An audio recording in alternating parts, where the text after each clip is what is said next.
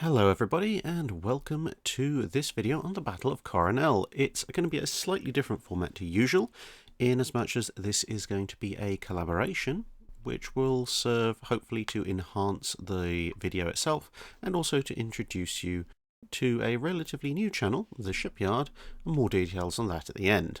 But anyway, the Battle of Coronel was the result of a chain of events that had been unleashed by the outbreak of World War I, but whose roots go back far beyond the beginning of the conflict, and are based more in the overseas imperial ambitions of various nations than in any particular aspect of European continental politics, which is of course what would actually have led to the war in 1914. European powers had been operating in what for them was the Far East for centuries. Initially for the spice trade. Later, as conflicts between the merchant interests of Europe and more local nations developed, various nations began either aligning with or being taken over by a number of European nations, Britain, France, and the Netherlands being the most prominent, with showings from Spain, Portugal, and even the Russians amongst others. Notably absent was Germany, on the rather good ground that Germany, as a nation, didn't actually exist, and Prussia was trying to fight off competing interests from France and Russia for most of the period. Sometimes, literally.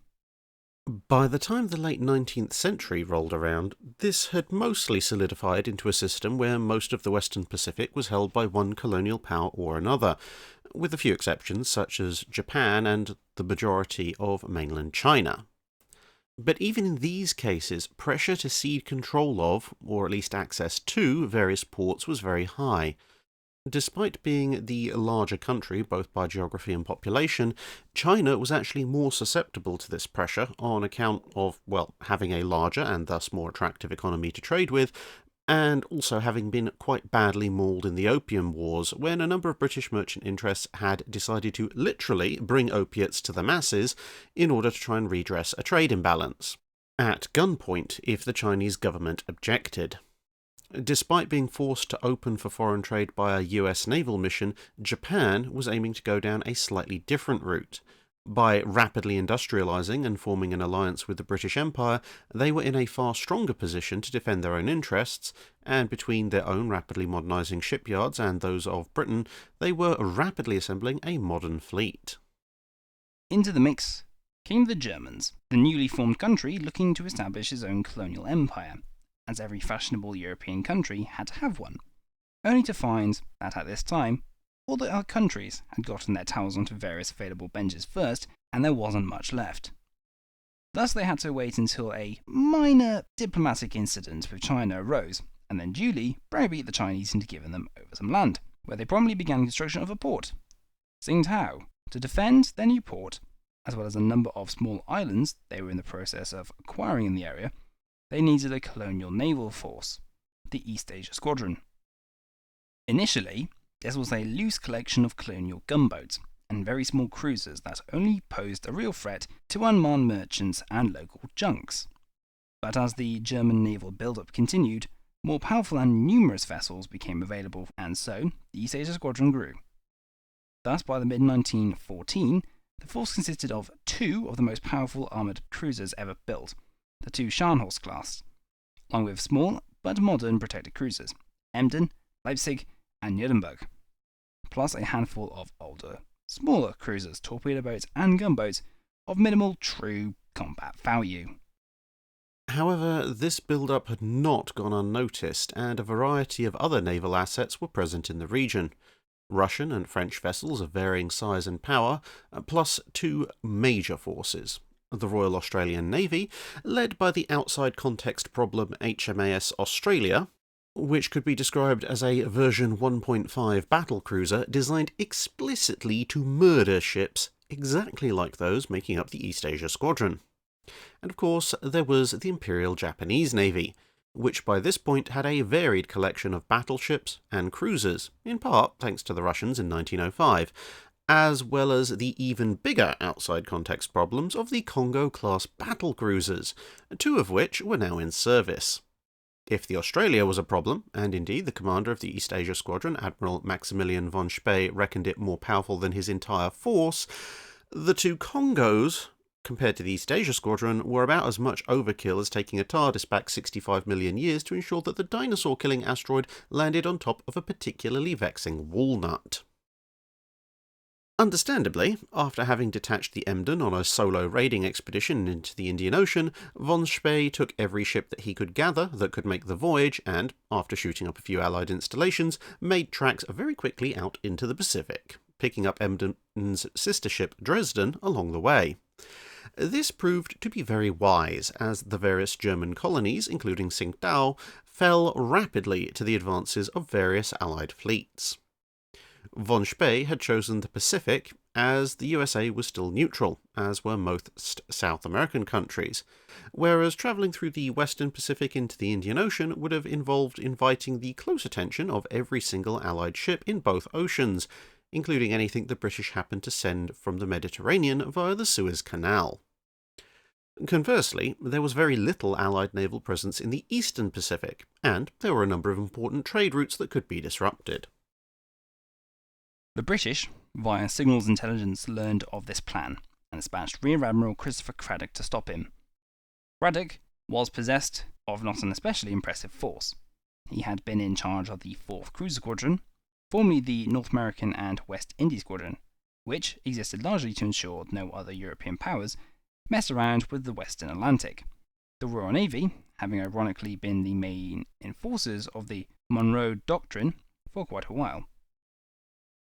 The downgrade of the unit reflected the rising of the US Navy and its ability to manage the task itself, and so Craddock's units had mostly been hunting for odd German raiders, whilst it itself was comprised of mostly older ships from the reserves that had been hastily crewed by reservists and volunteers, since the more modern and regular service vessels had been in greater demand closer to home. Good Hope had left England with a crew that was mostly 90% reservists. At the time of his instructions to hop over to the other side of South America and guard the trade routes, Craddock had a smaller and significantly weaker force: 2 armoured cruisers, the Good Hope and Monmouth, 1 light cruiser, the Glasgow, and an armed merchant cruiser, the Otranto. Von Spee therefore had a 5-4 advantage in numbers, and whilst the Glasgow, which was an early model town-class cruiser, was significantly superior to any of von Spee's protected cruisers, there was only 1 of it, and 3 of them. The Otranto was a relatively slow-moving ocean liner compared to the warships, with a scattering of light guns that was about as effective as it sounded. The armoured cruisers were also not a match for the German ships.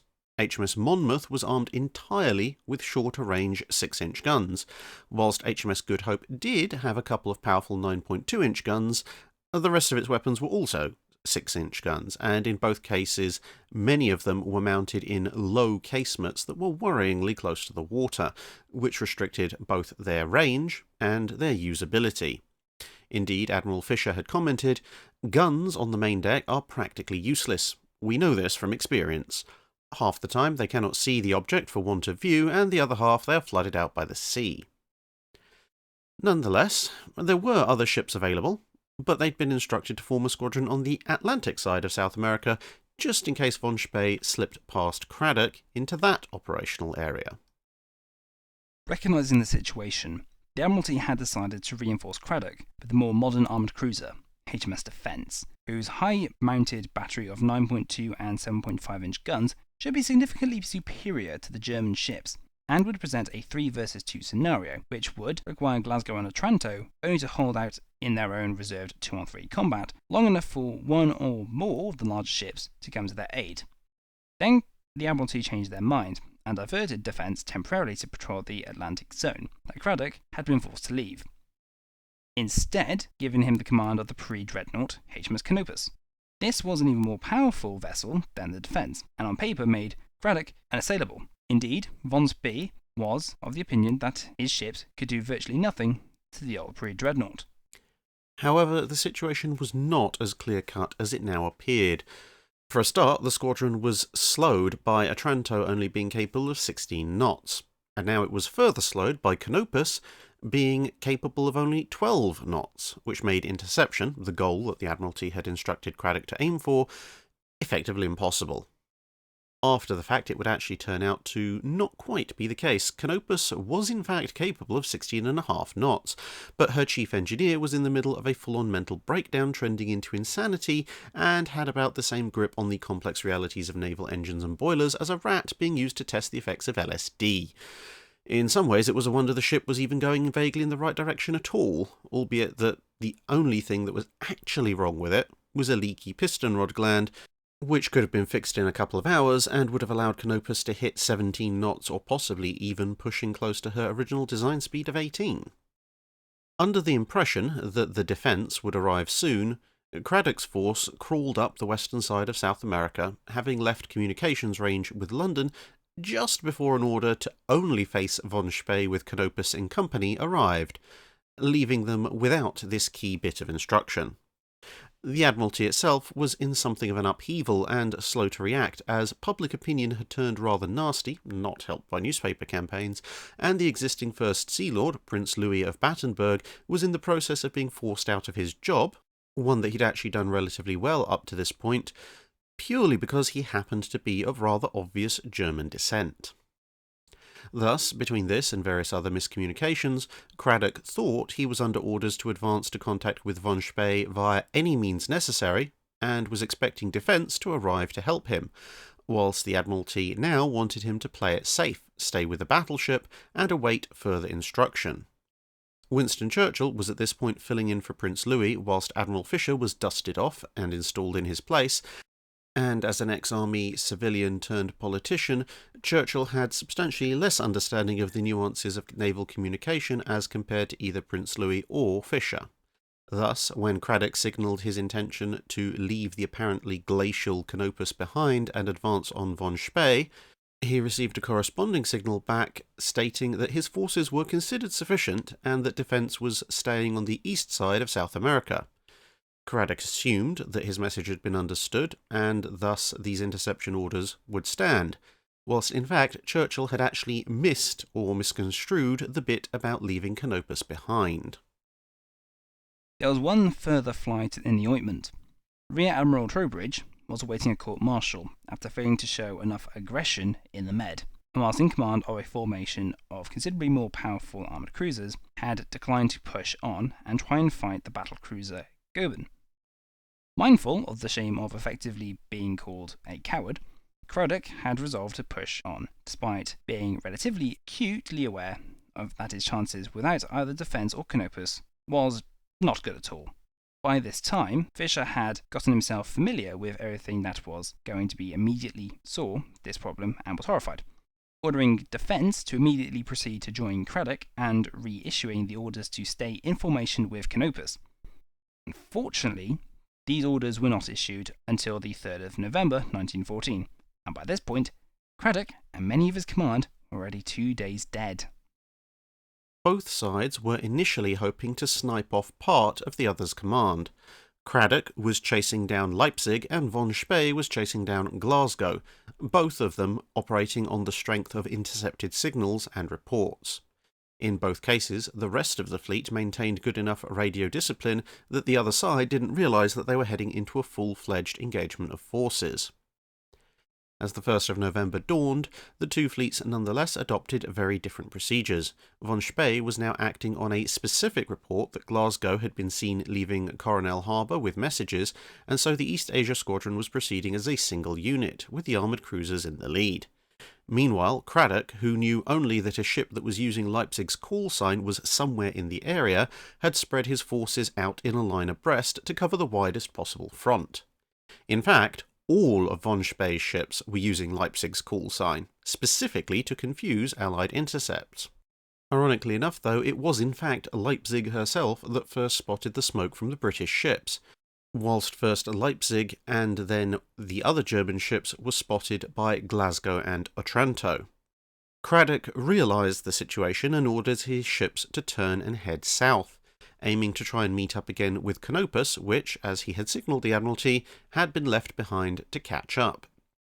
But this now put him in a catch-22.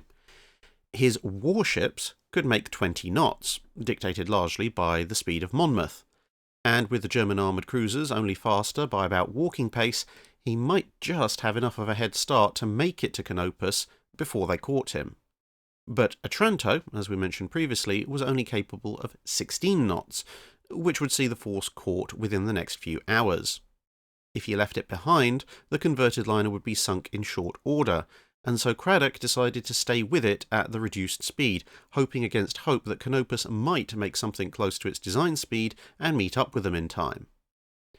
Realising his advantage, von Spee hauled into the outer edges of engagement range and then held position, reorganising his force before pressing onwards to ensure that they were optimally arranged, and also waiting for evening. He was to the northeast of the British ships, and as the sun set in the west, his own ships would be lost in the growing darkness, whilst his opponents would be backlit by the setting sun, making the Germans harder to hit and giving his own gunners superb targeting conditions. In the later accountings by one of the German officers, Scharnhorst hoisted a flag signal, pursue the enemy, full speed ahead. As the flags were lowered, the leading ship turned to starboard towards the enemy. The water broke foaming over their bows as the vessels turned and raced on over the sea. It surged right over their forecastles. The German ships shuddered under the heavy thudding of their engines. The smoke poured out of their funnels in thick, heavy swathes and streamed behind the squadron. The Admiral dreaded the night, which would provide cover for the enemy. It was terrible to think that he might escape. The minutes flew by one after another. They were but slowly gaining on the enemy. The wild chase had already lasted over an hour. At 1750 a fresh vessel was sighted. She proved to be the Good Hope, and placed herself at the head of the English line. The two squadrons were approaching each other on a nearly parallel southerly course, and their battle ensigns were hoisted on their masts. Just as the sun was sinking in a blood-red flame of fire, the fight began.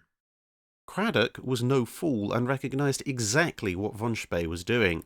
He decided that he needed to close the range and initiate the fight well before sunset, during which time the higher sun would dazzle the German gun layers, giving the British the advantage.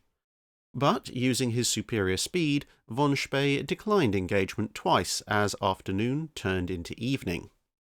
Finally, at 1850, the sun set, and the East Asia Squadron closed for the kill. Before we cover the battle itself, a quick recap on the forces present. The Royal Navy had HMS Good Hope and HMS Monmouth, whose armaments we've mentioned earlier. HMS Glasgow, of the Town class of scout cruisers, was armed with 2 single 6-inch guns and 10 4-inch weapons, and was the fastest ship of the squadron. Otranto was equipped with 8 single 4.7-inch guns. Von Spee was bringing in 2 modern Scharnhorst class armoured cruisers, both armed with 8 8.2-inch guns and 6 5.9-inch weapons. SMS Dresden, leadership of her class, armed with 10 single 4.1-inch guns, and was the fastest ship in the fleet. SMS Leipzig, of the Bremen class, was armed with 10 single 4.1-inch guns. And finally, SMS Nuremberg, a Königsberg class cruiser, again armed with 10 4.1-inch guns. The situation at the start of the battle is badly tilted against Craddock. Not only do the Germans have the superior firing position, but as their forces close in, the Germans can bring 12 of their 16 heavy 8.2-inch guns to bear, whilst the British have a single 9.2-inch gun aboard Good Hope to reply with, as the aft gun is obscured whilst the ship closes in. Von Spee orders his ships to open fire, with the range estimated at 12,300 yards. Spee's flagship, SMS Scharnhorst, fires at HMS Good Hope, and SMS Gneisenau fires at HMS Monmouth. Good Hope's single available heavy gun replies, whilst Monmouth is entirely unable to engage, as her 6-inch guns are still well out of range. Otranto receives fire from Dresden and Gneisenau, and retreats to the west. Even her smaller guns are still out of range, and her speed is too low to effectively close the range, her captain choosing to withdraw from the battle instead of throwing himself into the German guns. HMS Glasgow finds itself in a sporadic gunfight with Leipzig and Dresden. The larger German ships are ignoring Glasgow. The smaller German ships refuse to close to a range where their smaller guns might be effective out of concern for Glasgow's own heavier battery, which includes a pair of 6-inch guns that have considerably more stopping power than the Germans' own primary weapons. Scharnhorst's third salvo disabled the forward 9.2-inch turret of the Good Hope and set the forecastle afire, depriving the British ships of even the solidarity means of reply. Now caught in range of the fastered enemy, Craddock knew he must keep closing the range regardless of incoming shell fire. His only chance now is the workable 6-inch guns putting down a hail of fire to overwhelm the Germans at point-blank range. Holding the upper hand, von Spee orders his ships to try and open the range, fearing that the British ships plan to use their torpedoes in a close-range assault. But it'll take some time to pull off this manoeuvre, and all the while the British are continuing to close. The range is down to around 7,000 yards, but whilst the British 6-inch guns that can fire are putting up a furious cannonade, some of them are still out of range, and an 8.2-inch shell from Gneisenau blows the roof off Monmouth's forward turret and starts a fire, leading to an ammunition explosion that sends the entire turret flying clean off the ship. For obvious reasons, recounting of this part of the battle is only recorded by the German side. In most cases, hits by high explosive shells were immediately followed by outbreaks of fire. Twice I observed what I believed to be an explosion of ammunition. The flames shot up immediately after hits by high explosive shells and were distinguishable from the other fires by their dimensions and outline. Some hits, probably on the deck, sent up showers of sparks over a wide area. When armor was hit, thick black clouds with sharp outlines were observed. Hits were so frequent that it was impossible to note them in chronological order. The Good Hope received serious hits in the forepart of the ship, on the upper bridge, on the mast above 30 feet above the deck, and on the after side of the foretop. She was also hit repeatedly amidships, most of them causing fires. The after battery was hit several times and fires broke out. The flames in the interior of the ship could be seen through the portholes. 2 shells struck the ship near the aft turret. The Monmouth was hit on a 4-6-inch turret. The high explosive shell blew off the roof. A terrific explosion of charges must then have blown the whole turret off the forecastle, for it disappeared completely. I observed that many shells struck the ship amidships. A huge column of fire, almost as high as the masts and 60 or 90 feet across, suddenly shot up on the starboard side. Between 30 and 40 hits were counted in all. At times, 3 or 4 fires were burning simultaneously. The range is closed to 6,000 yards, but German fire has simply grown more accurate, whilst even at this range, those guns that are able to work in a seaway and are still intact are having problems picking out the German ships except by their gun flashes aboard the British vessels. Both British armoured cruisers are heavily on fire, which makes them even easier targets, whilst the setting sun means that the German ships are all but invisible in the growing murk. The seas are also heaving, sending ships from all sides bobbing and rolling like corks. The more experienced German crews remain able to keep their ships in action, whilst the accuracy of British fire from the many reservists aboard Craddock's ships slackens still further. HMS Monmouth is knocked out of the fight by repeated further hits and begins to fall out of line. Spee orders all fire to be concentrated on Good Hope, which is still trying to close the range to bring its more available 6-inch guns and the aft 9.2-inch to play. If all else fails, ramming is still on the table. Good Hope charges directly at the German ships with a clear intention to ram. Using their superior speed and the indicative marker that is the flaming foredeck of the British ship, they avoid the attempted melee attack and instead blast away from all sides. Within minutes, the Good Hope is drifting out of control and aflame from stem to stern. An officer aboard HMS Glasgow observes the action. A continuous sheet of flame appeared along the sides of Good Hope and Monmouth, on which the heavy sea seemed to have no effect. Both ships, however, continued to fight some guns and were rewarded with a few hits. The smoke from their funnels was reddened by the dull glare of the fires below. Frequently, either ship flashed into a vivid orange as a lyddite shell detonated against her upper works. By 1945, by which time it was quite dark, Good Hope and Monmouth were obviously in distress. Monmouth yawed off to starboard, burning furiously and heeling slightly. Good Hope, after 3/4 of an hour of action, was firing with only a few of her guns.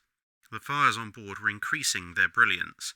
At 1950 there was a terrible explosion on board between her mainmast and her after funnel. The gust of flames reached a height of over 200 feet, lighting up a cloud of debris that was flung still higher in the air. She lay between the lines, a low black hull, lighted by a dull glow. No one on board the Glasgow actually saw her founder, but she could not have survived many minutes.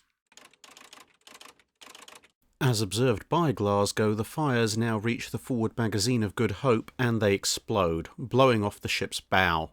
Within minutes, she breaks up and disappears beneath the waves, dropping the battlefield back into darkness. Scharnhorst switches fire to the crippled Monmouth, whilst Gneisenau joins in to help Leipzig and Dresden with the Glasgow. As Glasgow is not on fire and darkness has well and truly set in, both sides are now left aiming at gun flashes. But faced with a 3 versus 1 engagement, the captain of Glasgow realises nothing is to be gained by continuing the fight and orders his guns to cease fire, depriving the Germans of their target. Glasgow at this point has only been lightly damaged. The 4.1-inch guns of the smaller German cruisers have troubled it fairly little. With only one compartment flooded, she is still faster than most of her enemies. Instead, Glasgow heads towards Monmouth's last known location. Glasgow finds Monmouth, which has put out its fires and then likewise cloaked in the darkness, finding the ship sinking slowly, but aiming for the Chilean coast whilst keeping her relatively intact stern lined with the heavy seas. Although the ship is taken on water over the bow, there is nothing Glasgow can do, and with intensifying moonlight threatening to reveal them both, Glasgow heads to the south to warn the forces on the other side of the continent of what has transpired. One of Glasgow's officers describes the encounter thus. There was no answer to our signal. It was obvious that the Monmouth could neither fight nor fly. She was badly down by the bows, listing to port with the glow of her ignited interior brightening the portholes below her quarterdeck. It was essential that there should be a survivor of the action to turn Canopus, which was hurrying at her best speed to join us, and if surprised alone, she must have shared the fate of the other ships. Monmouth was therefore reluctantly left to her fate, and when last seen was bravely facing the oncoming enemy. Glasgow increased to full speed and soon left the enemy astern, losing sight of them at about 2050. SMS Nürnberg, bringing up the rear of the German formation, spots a plume of smoke from the departing Glasgow, but the British ship is well out of range. Moments later, they spot the silent Monmouth almost stopped with a list to port. Nürnberg closes to investigate, but even as it does so, Monmouth's list increases rapidly to the point that no gun on the port side can elevate to engage anything. Nürnberg pulls up to within a few ship lengths and shines a spotlight on the white ensign to try and indicate to any survivors that Monmouth should strike her colours and surrender. However, there is no movement from the slowly capsizing vessel. Nürnberg then fires a salvo over the ship. Still nothing. A torpedo is then fired, which misses. Far to the south, Glasgow sees the searchlight and the gunfire.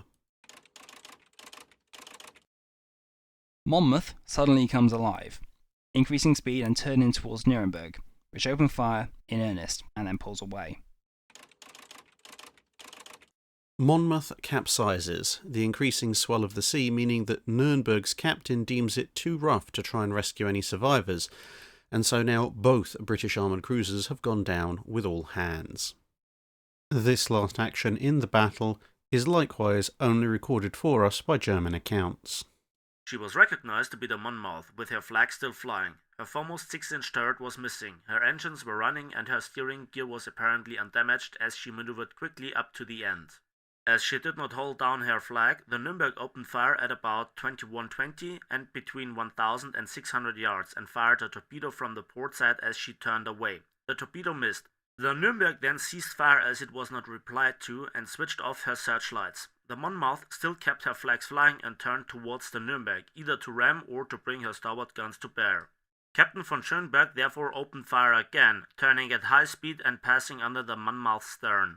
The unprotected parts of the Monmouth's hull and also her decks were torn open by the shells. She heeled over further and further, and at 21:28 she slowly capsized and went down with her flag still flying. Captain von Schönberg subsequently learned that two officers who had been standing on deck heard the Monmouth's officers call the men to the guns. The men were apparently engaged in stopping leaks. There was no chance of carrying out rescue work because columns of smoke were reported to be approaching from two directions, which could be the Good Hope and the Glasgow. Moreover, the ship's boats had been filled with water before the action and could not be launched in the heavy sea. At 21:45, the Nürnberg reported to the flagship by wireless, "Have sunk enemy cruiser," and Graf von Spee replied, "Bravo, Nürnberg." After some hours of searching, and Nürnberg's report, von Spee knows Monmouth has sunk, but no one has actually seen Good Hope go down. So at about 22:15, von Spee decides that she had probably escaped, and he turns away north, just in case the German reports about Canopus being in the area were in fact correct. Scharnhorst had expended 422 of her 8-inch shells, about 55% of her total available stocks, in exchange for 35 to 40 hits, a hit rate of about 8 to 10%, which is actually a pretty good achievement. In exchange, she had taken 2 6-inch hits, a dud which wound up in a storeroom, and another which blew a hole in the funnel. Gneisenau was slightly worse off. Although she had expended 244 shells and had over 2/3 of her stock left, she'd taken 4 hits, which caused some flooding and had temporarily knocked out the aft turret. Glasgow, meanwhile, was lucky. With around 600 shells fired at her, only 5 had actually landed, of which only 1 hit caused any serious issues, flooding in one compartment. However, despite the only casualties being a few scratches here and there, and some dead parrots, she'd failed to hit anything in return. Far to the south, receiving Glasgow's radio messages, Canopus turned around and made her way back towards the Atlantic, with her increasingly insane engineer reducing her speed to a mere 9 knots. The two ships would join up for the transit of the Straits of Magellan and head for the Falkland Islands, with increasingly erratic signals coming from Canopus's engine room. Otranto, meanwhile, steamed out into the Pacific before likewise heading south and back into the Atlantic. Despite being the winner, von Spee was not a happy man. He knew the forces he'd engaged were third-line units, and he was still down about half his ammunition. And now, the British would be out for revenge, making a return home, or even survival, particularly impossible. This affected him so much that when he was presented by German inhabitants of Valparaiso, he refused them, commenting that, "These will do nicely for my grave." He was to be proved correct, for this was the first time that a British warship had been defeated at sea since the War of 1812, and the first time a squadron at sea had been lost since 1810. Upon hearing the news, Admiral Fisher was absolutely determined that this would not go unavenged, and he began organising a truly Fisher-style counterstrike. Along with Glasgow, Canopus, and the questionably useful Otranto, there were the more modern armoured cruisers HMS Carnarvon and Cornwall, with defence shortly to arrive. Also dispatched or ordered to assemble at the Falklands were the armed merchant cruiser Macedonia, the light cruiser HMS Bristol, the armoured cruiser HMS Kent, and finally the 2 battle cruisers HMS Invincible and HMS Inflexible. Canopus would be temporarily grounded to serve as a defence battery, whilst Otranto was released for other service, and defence were to depart to escort a convoy once the battle cruisers arrived. But by the time von Spee rounded South America, 2 battle cruisers, 3 armoured cruisers, 2 light cruisers, and an armed merchant cruiser were waiting to greet him. But that battle is a story for another time. So that's the Battle of Coronel, done in concert with the assistance of TheShipYard, and of course you may have detected there the dulcet tones of Napalm Ratter providing some of the commentary from the German perspective. Now, I'm fairly sure you probably know who Napalm Ratter is from various collaborations he's done with me before, but the Shipyard is new to this, so why don't you tell them a little bit about yourself? Hello, I am James. I am the person behind the Shipyard YouTube channel, a channel in which focuses on naval history and occasionally delves into trying to make a replica ship in a game. Aside from YouTube, I am a warfare rating in the Royal Navy, assigned to the Royal Navy flagship. In my spare time I study naval history, naval strategy, and occasionally naval design.